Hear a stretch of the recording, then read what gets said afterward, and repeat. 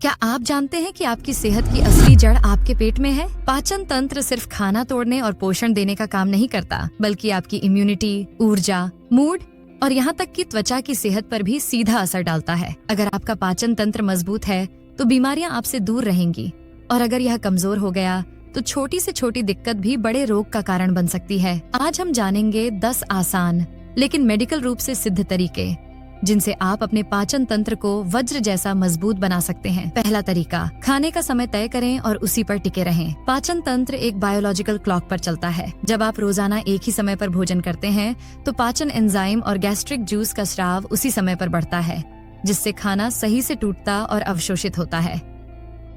अनियमित समय पर खाने से एसिड रिफ्लक्स, गैस और कब्ज की समस्या बढ़ सकती है। इसलिए नाश्ता, दोपहर और रात का समय फिक्स करना जरूरी है। दूसरा तरीका, पर्याप्त फाइबर का सेवन करें। फाइबर पाचन तंत्र की सफाई करता है और कब्ज से बचाता है। घुलनशील फाइबर, सोल्यूशल फाइबर, आंत में अच्छे बैक्टीरिया को पोषण देता है, जबकि अघुलनशील फाइबर, अनसुलझे फाइबर, स्टूल का वॉल्यूम बढ़ाकर उसे आसानी से बाहर निकलने में मदद करता है। फल, सब्जियां, साबुत अनाज, दालें और बीज फाइबर के बेहतरीन स्रोत हैं। रोजाना 25 से 30 ग्राम फाइबर लेने का लक्ष्य रखें, लेकिन अचानक अधिक मात्रा में लेने से बचें, वरना गैस और पेट फूलने की समस्या हो सकती है। तीसरा तरीका, पर्याप्त पानी पिएं। पानी न सिर्फ शरीर को हाइड्रेट रखता है, बल्कि पाचन प्रक्रिया को भी सुचारू बनाता है। यह फाइबर को फूलने में मदद करता है, जिससे मल नरम होता है और आसानी से निकल जाता है। कम पानी पीने से कब्ज, एसिडिटी और डिहाइड्रेशन हो सकता है, जो पाचन को कमजोर करता है। दिन में 8 से 10 गिलास पानी पीना आदर्श है, लेकिन जरूरत मौसम, उम्र और शारीरिक गतिविधि के अनुसार बदल सकती है। चौथा तरीका, प्रोबायोटिक और प्रीबायोटिक को आहार में शामिल करें। आपकी आंत में अरबों अच्छे और बुरे बैक्टीरिया रहते हैं। जब अच्छे बैक्टीरिया की संख्या अधिक रहती है तो पाचन, इम्यूनिटी और पोषक तत्वों का अवशोषण बेहतर होता है। दही, छाछ, इडली, ढोकला, किमची और कंबुचा प्रोबायोटिक के अच्छे स्रोत हैं। प्रीबायोटिक जैसे प्याज, लहसुन, केले और ओट्स इन अच्छे बैक्टीरिया को पोषण देते हैं, जिससे उनका विकास होता है। पांचवा तरीका, तनाव कम करें। तनाव केवल दिमाग को ही नहीं, आंत को भी प्रभावित करता है। गट ब्रेन एक्सिस के कारण जब आप तनाव में होते हैं तो पाचन एंजाइम का स्राव कम हो जाता है और आंतों की गति बिगड़ जाती है। इससे irritable bowel syndrome, IBS, acidity और पेट फूलने की समस्या हो सकती है। योग, ध्यान, गहरी सांस लेने की तकनीकें और पर्याप्त नींद से तनाव का स्तर कम किया जा सकता है। छठा तरीका, ओवरईटिंग से बचें। एक बार में ज्यादा खाना पचाने में पेट को दिक्कत होती है और इससे गैस, भारीपन और एसिड रिफ्लक्स हो सकता है। बेहतर है कि छोटे छोटे हिस्सों में दिन में 4 से 5 बार खाएं। खाने को अच्छी तरह चबाना और धीरे धीरे खाना भी पाचन को आसान बनाता है, क्योंकि लार में मौजूद एंजाइम स्टार्च को पहले ही तोड़ना शुरू कर देते हैं। सातवां तरीका, जंक फूड और प्रोसेस्ड फूड कम करें। अत्यधिक तली भुनी और पैकेज्ड चीजें पचने में समय लेती हैं और आंत की लाइनिंग को नुकसान पहुंचाती है। इनमें मौजूद रिफाइंड शुगर, अनहेल्दी फैट और प्रिजर्वेटिव्स अच्छे बैक्टीरिया को कम करते हैं और सूजन, इन्फ्लेमेशन बढ़ाते हैं। लंबे समय तक इनका सेवन मेटाबॉलिक सिंड्रोम, मोटापा और लिवर की बीमारियों का कारण बन सकता है। आठवां तरीका, नियमित शारीरिक गतिविधि। व्यायाम न सिर्फ मांसपेशियों को मजबूत करता है, बल्कि पाचन को भी सक्रिय रखता है। चलना, योग, साइकिलिंग और तैराकी आंतों की मांसपेशियों की गति, पेरिस्टालसिस, को बढ़ाते हैं, जिससे भोजन तेजी से और सही तरीके से आगे बढ़ता है। रोजाना कम से कम 30 मिनट की गतिविधि पाचन को मजबूत रखती है और कब्ज की संभावना कम करती है। 9वां तरीका, भोजन के तुरंत बाद न लेटें। खाने के तुरंत बाद लेटने से पेट का एसिड वापस ऊपर आ सकता है, जिससे एसिड रिफ्लक्स या हार्टबर्न हो सकता है। कम से कम 2 से 3 घंटे बाद ही सोएं, और अगर दिन में आराम करना है तो आधे घंटे तक बैठे बैठे आराम करें। 10वां तरीका, शरीर के संकेतों को सुनें। भूख और तृप्ति के संकेतों को नजरअंदाज करने से पाचन तंत्र का संतुलन बिगड़ सकता है। जब भूख लगे तभी खाएं और तृप्ति होने पर खाना बंद करें। जबरदस्ती खाने से पेट पर अतिरिक्त बोझ पड़ता है और लंबे समय में पाचन कमजोर हो सकता है।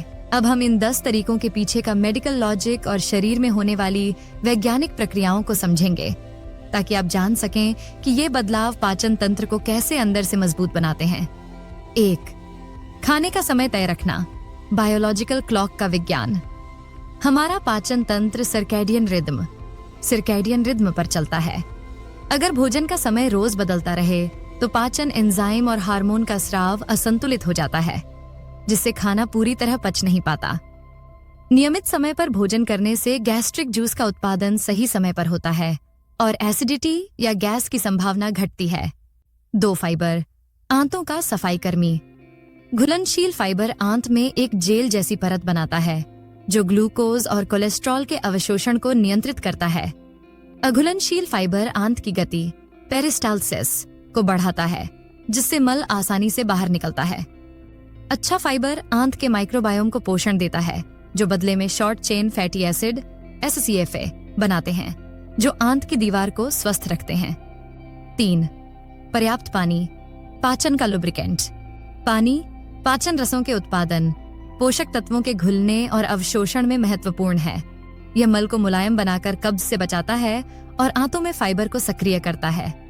कम पानी पीने से डिहाइड्रेशन के साथ साथ एसिड का स्तर बढ़ सकता है, जिससे हार्टबर्न और अल्सर का खतरा बढ़ता है। 4. प्रोबायोटिक और प्रीबायोटिक। आंत के अच्छे सैनिक। आंत में मौजूद अच्छे बैक्टीरिया प्रोबायोटिक्स रोगजनक बैक्टीरिया को दबाते हैं और पाचन एंजाइम बनाते हैं। प्रीबायोटिक फूड इन बैक्टीरिया का भोजन है, जिससे उनकी संख्या और सक्रियता बढ़ती है। मजबूत माइक्रोबायोम इम्यून सिस्टम को 60% तक सपोर्ट करता है और इन्फ्लेमेशन को कम करता है। 5. तनाव कम करना। गट ब्रेन कनेक्शन का राज। तनाव की स्थिति में शरीर कॉर्टिसोल और एड्रेनालाइन बनाता है, जो पाचन एंजाइम के स्राव को रोकते हैं और आंतों की गति को बिगाड़ते हैं। क्रॉनिक स्ट्रेस से लीकी गट सिंड्रोम हो सकता है, जिसमें आंत की दीवार कमजोर होकर हानिकारक पदार्थों को रक्त में जाने देती है। तनाव कम करने से यह चक्र टूट जाता है और पाचन सामान्य रहता है। 6. ओवरईटिंग से बचना। पेट की क्षमता का सम्मान। पेट की क्षमता औसतन 1 से 1.5 लीटर होती है। एक बार में बहुत ज्यादा खाना पेट की मांसपेशियों को खींचता है और एसिड का दबाव बढ़ाता है, जिससे एसिड रिफ्लक्स होता है। धीरे खाने से दिमाग को तृप्ति का संकेत भेजने का समय मिलता है, जिससे ओवरईटिंग रुकती है और पाचन बेहतर होता है। सार। जंक फूड कम करना। इन्फ्लेमेशन से बचाव। प्रोसेस्ड फूड में ट्रांस फैट, रिफाइंड शुगर और प्रिजर्वेटिव्स होते हैं, जो आंत के अच्छे बैक्टीरिया को मारते हैं और क्रॉनिक इन्फ्लेमेशन पैदा करते हैं।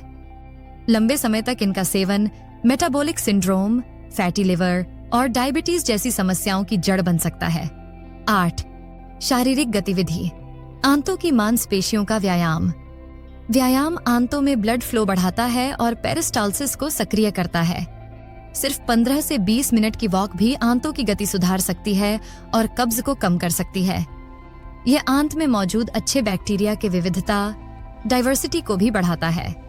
9. खाने के बाद न लेटना, गुरुत्वाकर्षण का सहारा।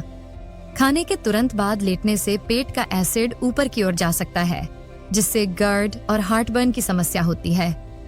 2-3 घंटे बाद सोने से पाचन पूरी तरह हो जाता है और एसिड का रिफ्लक्स रुकता है।